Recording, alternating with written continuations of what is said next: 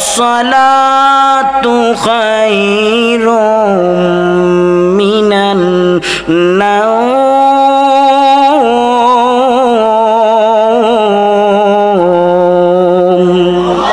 ঘুমের চেয়ে নামাজ ভালো। আর তুমি ঘুমাইও না, ঠিক মতে পড়িলে নামাজ জান্নাত তোমার ঠিকানা, ঠিক কিনা? এ মুয়াজ্জিন মসজিদের ভিতরে আযান দেয় আর কই ঘুমের চেয়ে নামাজ ভালো। কেমনে তুমি ঘুমাও আর মুসলমানের সন্তান দাবি করো? আমার প্রাণের ভাই বোনেরা, জলদি করে উঠে যাও, তাড়াতাড়ি অজু করে নামাজ পড়তে লেগে যাও। নবীজি বেনামাজির শাফাআত করিবেন না। ঠিক মতে পড়িলে নামাজ জান্নাত তোমার ঠিকানা। একটুখানি নেকের তোরে রোজ হাসরের মাঠেতে বাবা ঘুরবে ছেলের পিছে, ছেলে বাবার আগেতে, ঠিক কিনা? একটুখানি নেকের তোরে রোজ হাসরের মাঠেতে স্বামী ঘুরবে বিবির পিছে, সে বিবি স্বামীর আগেতে। তেমন কঠিন বিনেতে, তেমন কঠিন বিনেতে নামাজ তোমায় ভুলবে না। ঠিক মতে পড়িলে নামাজ জান্নাত তোমার ঠিকানা। চিৎকার দিয়া বলেন আল্লাহু আকবার। বেলাল রাদিয়াল্লাহু তাআলা আনহু মসজিদে নববীতে আযান দেয়। ওই দিক দিয়া বড় নামের সাহাবী নিজের সন্তানকে দাফন করে। ও পৃথিবীর জমিনে যার সন্তান মারা গেছে সে বুঝে কত কষ্ট লাগে। মুসলমান গো, পৃথিবীর জমিনে বাবার সবচেয়ে ভারী জিনিস কি? বাবার কাঁধে সন্তানের লাশ। কত যুবক দুনিয়া থেকে চলে গেছে, বাবা কান্না করতে করতে দাফন করেছে। এরকম আছে না নাই? জোরে খান ও মুসলমান। তখন মুসলমান বড় রাদিয়াল্লাহু তাআলা আনহু কান্না করে কয়েকজন মানুষ নিয়া তার সুন্দর করে জানাজার ইমামতি করলেন, তার সুন্দর করে দাফন করলেন। দাফনের পর মদিনার দিকে হাঁটতে শুরু করে। অন্যদিন দুজন যাইতেন, আজকে একা একা একা একা মদিনার দিকে হাঁটে হাঁটে আর কান্না করে, সন্তানের জন্য কান্না করে। মসজিদে নববীর ভিতরে আমার নবী পয়গম্বরে আরবি ইমামতির ভিতরে দাঁড়ায়া গেলেন। ফজরের ইমামতি নবী শেষ করলেন। বড় রাদিয়াল্লাহু তাআলা একটা কন্যারে বসিয়া বসিয়া ফুফায়া ফুফায়া ফুফায়া কান্না করে। নবীজি ডাক দিয়া কয়, বড় রে কেন কান্না করো? আর আমার সাহাবী কই? আল্লাহু আকবার জোরে বলো। আমার সাহাবী কই? আমার ছোট্ট সাহাবী কই? বলো না কই আমার ছোট্ট সাহাবী কই? এমন সময় বড় রাদিয়াল্লাহু তাআলা আনহুর চোখের পানি আরো বেড়ে গেলেন, আরো বেড়ে গেলেন। ডাক দিয়া কও, গো পয়গম্বর, আমার ছোট্ট সন্তান তলগার দুনিয়ায় না। মানুষ কই যায় রে দুনিয়া সারিয়া, মসজিদের পালকি আইনা দুলা দে সাজায়া তারে জনমের লাগিয়া, ঠিক কিনা? এই বাড়ি লাগিয়া কত করলা মারামারি, মামলা মোকদ্দমা কইরা খুয়াইলা রে করি। আজকে তুমি যাবে চলে, ঠিক কিনা? আজকে তুমি যাবে চলে সব কিছু সারিয়া, মসজিদের পালকি আইনা ধুলা দে সাজায়া তারে জনমের লাগিয়া। মানুষ কই যায় রে দুনিয়া সারিয়া, মসজিদের পালকি আইনা দুলা দে সাজায়া তারে জনমের লাগিয়া। ছেলে মেয়ে নববধূর প্রেমেতে মজিয়া, নামাজ রোজা সব হারাইলা দুনিয়ার লাগিয়া, সেই ছেলেরাই গোসল দিবে, সেই ছেলেরা গোসল দিবে মশারি টানায়া, মসজিদের পালকি আইনা দুলা দে সাজায়া তারে জনমের লাগিয়া, মানুষ কই যায় রে দুনিয়া সারিয়া, মসজিদের পালকি আইনা দুলা দে সাজায়া তারে জনমের লাগিয়া, মসজিদের পালকি আইনা দুলা দে সাজায়া তারে জনমের লাগিয়া। চিৎকার দিয়া বলেন না আল্লাহু আকবার, আর জোরে বলেন আল্লাহু আকবার। সাহাবীটা কান্দে, চোখের পানি ছেড়ে কান্না করে। নবীজি ডাক দেখো সাহাবী কাঁদো কেন, বলো না আমার সাহাবী, ছোট্ট সাহাবী কই? মায়ার নবী, রহমতের নবী, সাহাবীর কান্না দেখা নবীজিও কান্দে, সাহাবাই কেরামও কান্না করে। ডাক দিয়া কও গো পয়গম্বর, আমার ছোট্ট সন্তানটা রাত্রেবেলা দুনিয়া থেকে বিদায় হয়ে গেলেন।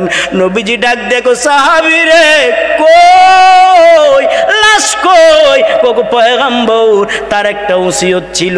কি ওসিয়ত? তারে যেন রাত্রেবেলা দাফন করি। শুধু তা নয়, সে যখন মারা যাবে আপনি নবীরে যখন না জানানো হয়। কেন রে কেন? আমি নবীরে জানাইলে কি সমস্যা? ডাক দিয়া কো নবীজি গো, আপনার জানাইলে সে এমন একটা কথা বলছে, আপনি যদি তার কথা শুনিয়া আমার বাড়ির দিকে রওনা হন, তখন কাফের মুশরিকরা আপনারে গালাগালি করবে, পাথর মারবে, ডিলা মারবে, বেইজ্জতি করবে সুযোগ পাইয়া। এই জন্য নিষেধ করছে আপনার জানানোর জন্য। আমার নবী কই এখন কই? আমি তার রাত্রে বেলায় দাফন করে দিয়েছি। নবীজি চোখের পানি করে, আবার মিসকি মিসকি হাসে, আবার কান্না করে। সাহাবী সালমান ফারসি ডাক দিয়া কই ইয়া রাসূলুল্লাহ, আপনি কোন কান্না করেন আবার মিসকি মিসকি হাসেন, কারণ কি? নবীজি ডাক দেখো সাহাবীরা, তোমরা তো দেখো না, তোমরা তো দেখো না, আমি নবী দেখি আমার সাহাবীটার এত ফেরেশতা তাকে স্বাগতম জানানোর জন্য, জান্নাতে যাওয়ার জন্য রেডি হয়ে গেছে। এইটা দেখে আমি হাসি, আবার কান্না করি, তার দুঃখের জন্য আমি কান্না করি। আমার সাহাবী তো আর মদিনায় যাবে না, আমি নবীর কাছে আর যাবে না, আমি নবী তো আর তারে দেখবো না, এই দুঃখে আমি কান্না করি। ওরে নবীর উম্মতের দল, আজ থেকে ওয়াদা করো, যেই বেঈমানেরা, যেই নাস্তিকেরা, যেই মুরতাদেরা আমার নবীর বিপক্ষে কথা বলবে, আমি দল বুঝি না, আওয়ামী লীগ বুঝি না, বিএনপি বুঝি না, জাতীয় পার্টি বুঝি না, সরমনাই বুঝি না, উজানি না। ও মুসলমান, সোনাগান্দা, রাইবাড়ি, ফুরফুরা, সিঙ্গুলা, বানিয়াপাড়া কিচ্ছু বুঝি না। নবীর বেঈমানের বিপক্ষে সকলে একমত। কারা কারা রাজুরে হাত তুলে আল্লাহকে দেখায়া দাও। নারায়ে তাকবীর, নারায়ে তাকবীর। কোরআন সুন্নাহর আলো। আল্লাহ সব ভাইকে কবুল করুন, সকলে বলি আমিন। মুসলমান, আর অল্প সময় আছে, হ্যাঁ আসে না, ওই হেসে তারা মার বনিয়ত করছে। আল্লাহ কবুল করুন, সকলে বলি আমিন। যেই কথাটা বলতেছিলাম, মুসলমান, পয়গম্বর আরবি সাল্লাল্লাহু আলাইহি সাল্লাম চারটা গুণের অধিকারী, তাকে অনুসরণ করো। আমার মায়ার নবী, রহমতের নবী যখন ইহুদির বাড়ির দিকে যায়, হঠাৎ করে তাকায়া দেখেন ইহুদির বাড়ির দরওয়াজার ভিতরে তালা লাগানো, তালা লাগানো। নবীজি কান্না করতে, মনে আসেনি কথাটা? কার কার মনে নেই হাত তুলেন। যারা পরে আইছেন মনে না থাকারই কথা, ঠিক কিনা? এই পরে তো মানুষ বেশি হয়, স্বাভাবিক কথা। যে মাহফিলে তাবারুক বেশি, এই মাহফিলে মানুষ বেশি, কথা কয় না? বুড়া হইয়া রয়েছে, বুড়িরে কয় কেছে ঠান্ডা তো কয়, যদি হুনু দিয়া লাইছে শুধু ঠেলা দিবি, কথা কয় না? শুয়ে রয়েছে তো, কানটাতে এমনি বালিশটা সরাই রাখছে। যদি হুনে মাইকে দিয়া লাইছে রে, এমন দৌড় যে দিব, লুঙ্গি যে কইটাই আল্লাহ জানে, কথা কয় না? দৌড় দিয়ে হাজির। এই তাবারক তো পামু ইনশাআল্লাহ, কিছু কথাও নেই না, কথা কয় না ঠিক নি, কিছু কথাও নিয়ে যাই। আল্লাহ সব ভাইকে কবুল করুন, কথা মনে আছে তো ইনশাআল্লাহ। সাহাবাই কারাম বলেন, ইয়া রাসূলুল্লাহ আপনি একা একা তার বাড়িতে যায়েন না, আমাদেরকেও সাথে নিয়ে যান। আমার মায়ার নবী রহমতের নবী ডাক দিয়ে বলেন, ও সাহাবীরা তোমরা মনে করেছো আমি নবী তোমাদের উপর ভরসা করে চলি? না না, আমি আল্লাহর উপর ভরসা করে চলি, কারণ আমার পক্ষে কেউ থাকা লাগবে না। যিনি আছেন তিনি আমার আল্লাহ, যিনি আছেন তিনি আমার আল্লাহ, তিনি আমার রব।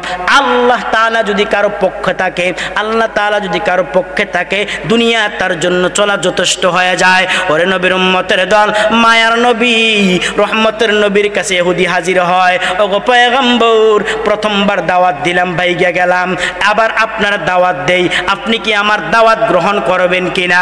রহমাতুল লিল আলামিন সাহাবায়ে কেরামদেরকে সাক্ষী রেখে বলে, সাহাবীরা শুনো, ইহুদি আমার দাওয়াত দিছে, দাওয়াত দিয়ে প্রথমবারের মতন বাইগা গেছে, আবার ইহুদি আমার দাওয়াত দেয়, আমি আবার তোমার দাওয়াত গ্রহণ করলাম। চিৎকার দিয়া বলেন আল্লাহু আকবার।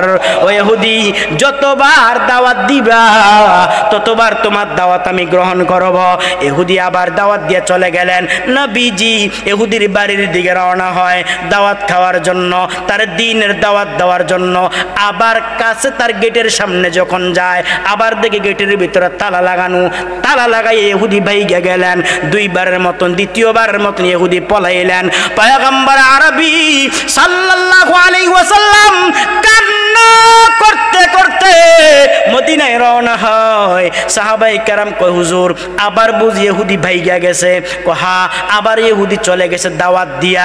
আমার মায়ার নবী রহমতের নবী রহমাতুল লিল আলামিন বসে আছে। কিছুদিন পর আবার ইহুদি হাজির হইয়া গেলেন। সাহাবায়ে কেরাম দাঁড়ায়া গেলেন, এখন মারমু, এখন তোমার উপর আঘাত করমু, দাওয়াত দাও আর বাইগা যাও। কই পাইছো? কথা কয় না, দাওয়াত দাও আবার বাইগা যাও। মসজিদের ইমাম সাহেবরে যদি কেউ একবার দাওয়াত দেয়, দ্বিতীয়বার দাওয়াত দেয়, বাইগা যাইব, তাহলে বাইগা গেলে মসজিদের ইমাম সাহেব কমিটি লইয়া ফিটাইব। কথা কয় না, ঠিক নি, কথা কন না কেন? কমিটি নিয়ে পিটাইব। ওরে নবীর উম্মত, আমার মায়ার নবী রহমাতুল লিল আলামিন বলেন, ও ইহুদি ভাই, তুমি আমারে বুঝি আবার দাওয়াত দিতে আইছো? হা হুজুর, দাওয়াত দেমু। আপনি কি আমার দাওয়াত গ্রহণ করবেন নি? যতবার দিবি ততবার গ্রহণ করমু, আমি নবী কষ্ট পাবো না। ইহুদি নবীর দাওয়াত দিয়ে চলে গেলেন। ঠিক পরের দিন আমার রহমাতুল লিল আলামিন, আমার পয়গম্বর ইহুদির বাড়ির দিকে রওনা হয়। দূর থেকে তাকায়া দেখে ইহুদি তার ঘরের দরওয়াজায় দাঁড়ানো। আল্লাহু আকবার, জোরে বলো। ঘরের দরওয়াজায় দাঁড়ায় আছে ইহুদি, ঘরের দরওয়াজায় দাঁড়ায় আছে। দেখে কোন সময় জানি মায়ার নবীর আগমন হবে, এই অপেক্ষায় ইহুদি দাঁড়ায় আছে। ইহুদি দাঁড়ায় আছে, আমার মায়ার নবী আস্তে আস্তে আস্তে আস্তে ইহুদির বাড়ির দিকে আসতেছে। ইহুদি দূর থেকে কয়, আসসালামু আলাইকা ইয়া রাসূলুল্লাহ।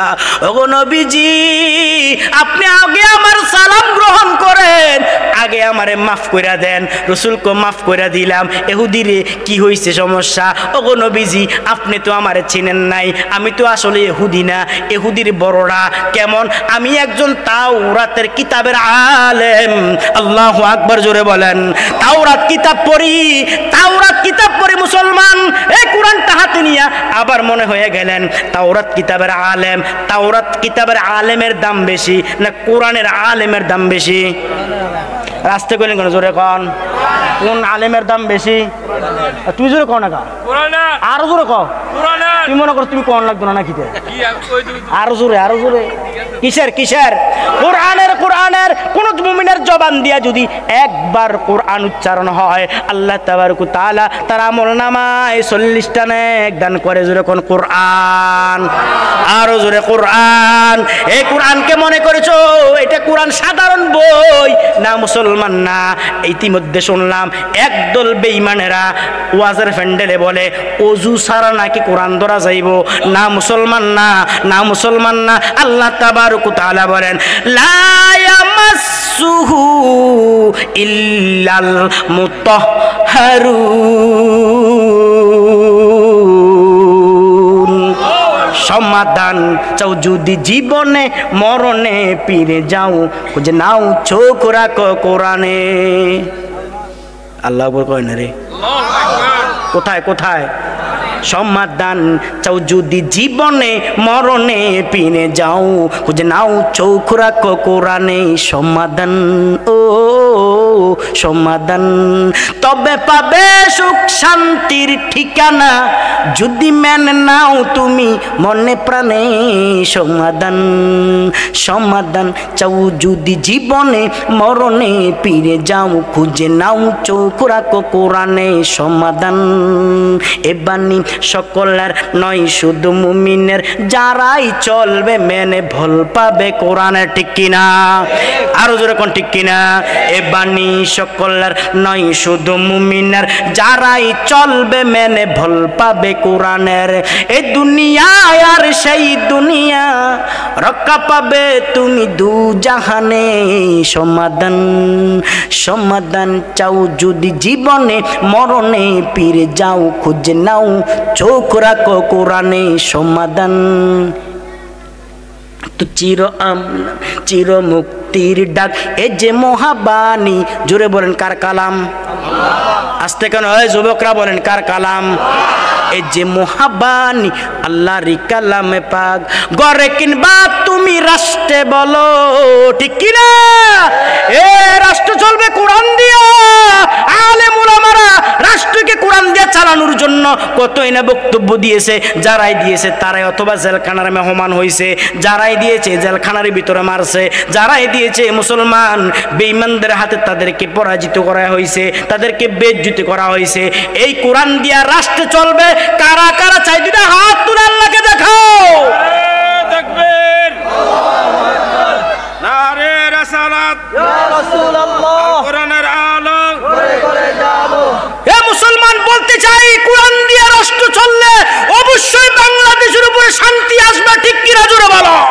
শুধু তা নয়, যদি কোরআন দিয়ে রাষ্ট্র চলে বেঈমানেরা মনে করে কোরআন দিয়ে রাষ্ট্র চললে চুরি করা যাবে না, রাস্তার গম চুরি খাইব কে? কোরআন দিয়ে রাষ্ট্র চললে এলাকার ভিতরে শান্তি আসবে, দেশের ভিতরে শান্তি আসবে, রহমত আসবে। আলেম উলামারা একের পর এক হকের কথা বলতেই পারবে। আর আলেম উলামারা জানে কোরআন দিয়ে যদি রাষ্ট্র চলে এই বাংলাদেশের উপরে অনতিবিলম্বে ইসলাম কায়েম হয়ে যাবে। মুসলমান বেঈমানেরা চিন্তা করেছে কোরআনকে কিভাবে সংবিধান থেকে বিসমিল্লাহ কেটে দেওয়া হোক, কোরআনকে কিভাবে সরিয়ে দেওয়া হোক। তারা জানে কোরআন যদি দূরে থাকে মুসলমান অতি তাড়াতাড়ি মুসলমানকে ধ্বংস করা সম্ভব। ঠিক কিনা? জোরে বলেন। কিন্তু না, মুসলমান না, কোরআন আছে, বাংলাদেশে ইসলাম আছে। কথা কন। আর কোরআন কি ধ্বংস করা সম্ভব আছে কারো? আল্লাহ বলেন ইন্না নাহনু নাযালনা যিকরা ওয়া ইন্না লাহু লাহাফিজুন। আল্লাহ তাআলা বলেন ইন্না নাহনু নাযালনা যিকরা, আমি কোরআন নাজিল করেছি। ওয়া ইন্না লাহু, আবার আল্লাহ বলেন অবশ্যই লাহাফিজুন, আবার লাম তাকিদ দিলেন। আল্লাহ তাবারক ওয়া তাআলা বলেন এই কোরআন আমি নাজিল করেছি, কোরআন আমি হেফাজত করব। কোনো বেঈমান কোরআনের উপরে আঘাত করতে পারবা না। কত বড় বড় বেঈমানেরা কোরআনকে বেইজ্জতি করার চেষ্টা করেছে, পারে নাই, সব ধ্বংস হয়ে গেছে। কোরআন আছে, থাকবে ইনশাআল্লাহ। জোরে বলেন ঠিক কিনা? ওরে নবীর উম্মতের দল ইহুদি ডাক দিয়ে কয় ওগো মায়ার নবী,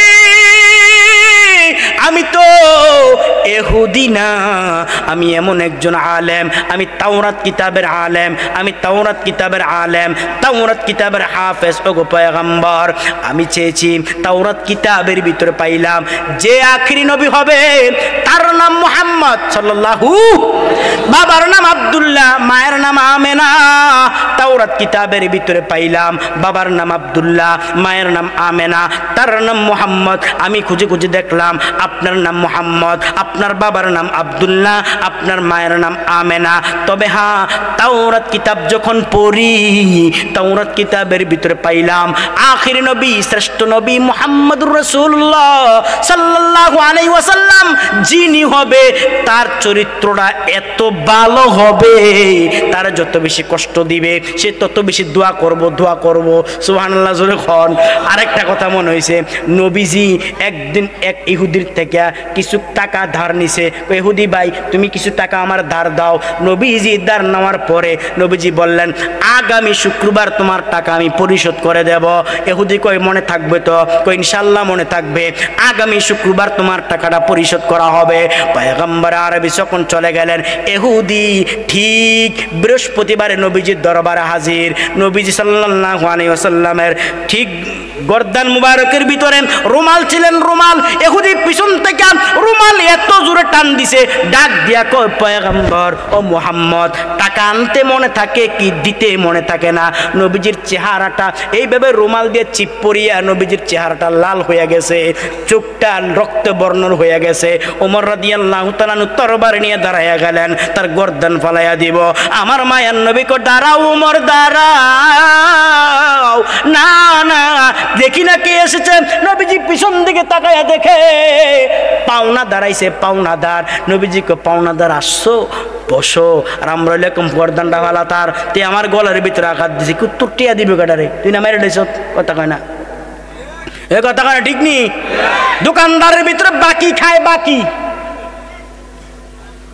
বাকিওয়ালা বাকি দোকানদারের ভিতরে খায়। যখন মুসলমান টাকা দিতে না পারে, নগদ খায় অন্য দোয়ানে, বাকি খায় তার দোয়ানে। আমার একটা ছোট্ট একটা মুসল্লি আছে, ছোট্ট নাম হামিম। তিনি কি করেছেন, আমি দেখি একদিন খাতা লইয়া গেছে দোয়ানে, বাকি খাইতেছে, লিখে আনছে। হঠাৎ করে দেখি আরেক দোয়ান থেকে আইসক্রিম আনছে, আইসক্রিম। আমি কইলাম, হামিম রে, ওই দোয়ান থেকে আইসক্রিম আনলে কি রে, এই দোয়ান থেকে নিলে না কি রে? হুজুর জানেন না, এই দোয়ানও খাই খাতা দিয়া, এই দোকানে খাই টাকা দিয়া। কথা কয় না, টাকা হইলে অন্য দোকানে যাও। দোকানদার যখন সালাম দেখ, ওয়ালাইকুম সালাম না কয়, দেম দেম দেম। কথা কয় না, টাকা দেম দেম দেম। হে, টাকা পাওনা থাকলে দিতে চায় না। আমার মায়ার নবী রহমতুল্লিল আলামিন যখন নবীজির এইভাবে গলার ভিতরে রুমালটার টান দিলেন, চিপ পরে নবীজির সুন্দর চেহারাটা লাল বর্ণ হয়ে গেলেন। সাহাবী ওমর ইবনুল খাত্তাব তরবারি নিয়ে দাঁড়ায়া গেছে, ইহুদির গর্দানটা পালাইয়া দেব।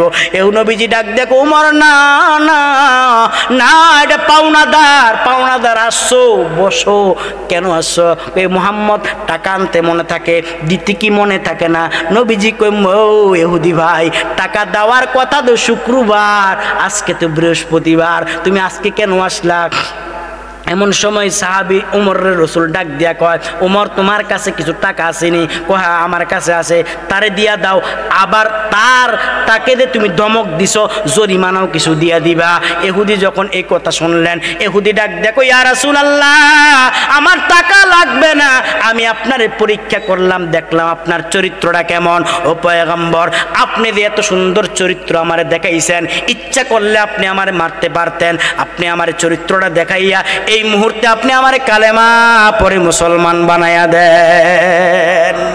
ইহুদি ডাক দিয়া কো, পয়গম্বর, আমি তাওরাতের আলেম, তাওরাত কিতাবের ভিতরে পাইছি আখির নবী, শ্রেষ্ঠ নবী, নবী কুলের সম্রাট যিনি হবেন, তার চরিত্রটা এত ভালো হবে, তার যত বেশি কষ্ট দিবে সে তত বেশি তার জন্য বদদুয়া না করে দোয়া করব। আমি আপনার দাওয়াত দিলাম, প্রথমবার দাওয়াত দিলাম, বাইগা গেলাম, দ্বিতীয়বার দাওয়াত দিলাম, বাইগা গেলাম, তৃতীয়বার দাওয়াত দিলাম, বাইগা গেলাম। আমি আপনার পরীক্ষা করে দেখলাম, দেখি আপনি আমারে কি বলেন। আপনি আমার ধমক দেননি, না না, যতবার দেখলাম ততবার আপনি আমার শান্তির দোয়া করলেন। ওগো নবীজি, এই মুহূর্তে আপনি আমারে কালেমা পরে মুসলমান বানায়া দেন। জোরে বলেন আল্লাহু আকবার। ও নবীর উম্মতেরা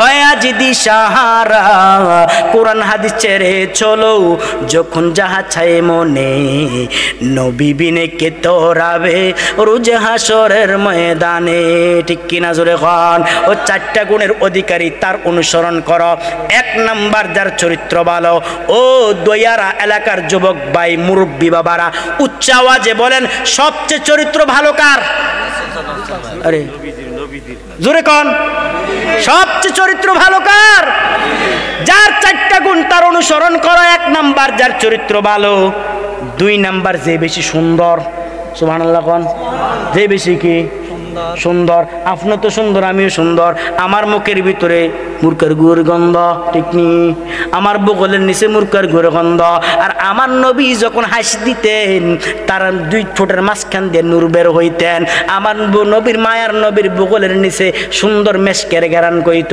ওরে নবীর উম্মত আপনার চুল আর আমার নবীর চুল মুবারক আপনার দাড়ি আমার নবীর দাড়ি মুবারক আমার নবীর পায়খানা মুবারক ওরে নবীর উম্মতের দল যে বেশি সুন্দর তার অনুসরণ করো পৃথিবীর জমিনে নবীর চাইতে সুন্দর এত মানুষ আর নাই মুসলমান যার চেহারা দেখা কাফেররা কালেমা পড়ে মুসলমান হইতেন সময় কম সময় নাই সংক্ষেপে বলি দুই নাম্বার যে বেশি সুন্দর তিন নাম্বার যে বেশি ধনী সুবহানাল্লাহ কোন যে বেশি কি যে বেশি ধনী মুসলমান আমার নবী তো 7 দিন পর্যন্ত না খেয়েছিলেন আমার নবী কেমনে ধনী হয় হ্যাঁ সংক্ষেপে বলি কিতাবে বর্ণনা করেন বিদায়ের হজের সময় আমার মায়ার নবী কিতাবে পাওয়া যায় একটা নয় দুইটা নয় 100 উট কুরবানি করেছে আমার নবী ধনী কিন্তু মুসলমান নবী যদি বলতেন আল্লাহ উহুদ পাহাড়টারে স্বর্ণ বানাইয়া আমারে দিয়া দেন আল্লাহ দিয়া দিত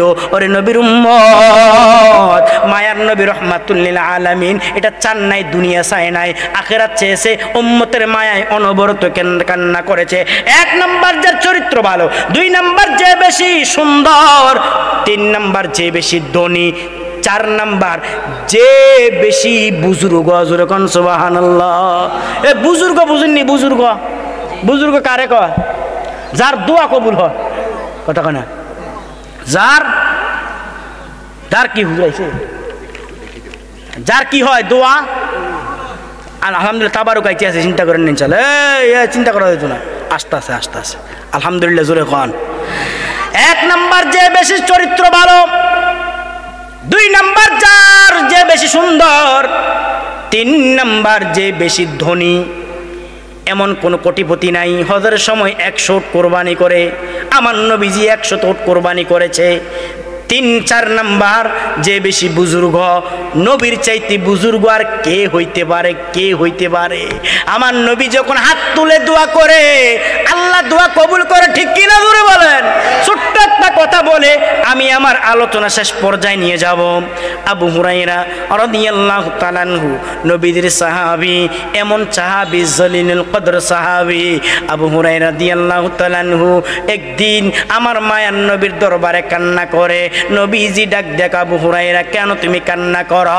আবু হুরায়রা কেন তুমি কান্না করো বলো আবু হুরায়রা ডাক দেখো নবীজি আমার মা কালেমা পড়ে মুসলমান হয় নাই প্রতিদিন যখন আপনার দরবার থেকে আমি মায়ের দরবারে যাই মা আমারে গালাগালি করে মারধর করে আর কই যাও মুহাম্মদ কেডা বন্ডের কাছে যাইও না মিথ্যা নবীর কাছে যাইও না এই বলে আমারে গালাগালি করে আমারে মারধর করে দুঃখ নাই তবে মনটার ভিতরে দুঃখ আজকে আমার মা আপনারে গালি দিয়েছে আপনারে ভণ্ড বলেছে এই জন্য আমি কান্না করি গো পয়গম্বর একটু আপনি হাতটা তুললে একটু দোয়া করেন না আল্লাহ নিয়ে আমার মারে কালেমা পড়ে মুসলমান বানায়া দেয় আল্লাহ নিয়ে আমার মারে দিনের পথে কবুল করে আমার নবী ডাক দিয়া কয় সাহাবীরা এখন আমি হাত উঠাবো দোয়া করব আবু হুরায়রার মার জন্য দোয়া করব আবু হুরায়রা মার জন্য আল্লাহ হেদায়েত দান করে নবীজি এইভাবে হাত উঠাইছে এই হুজুর কিভাবে চান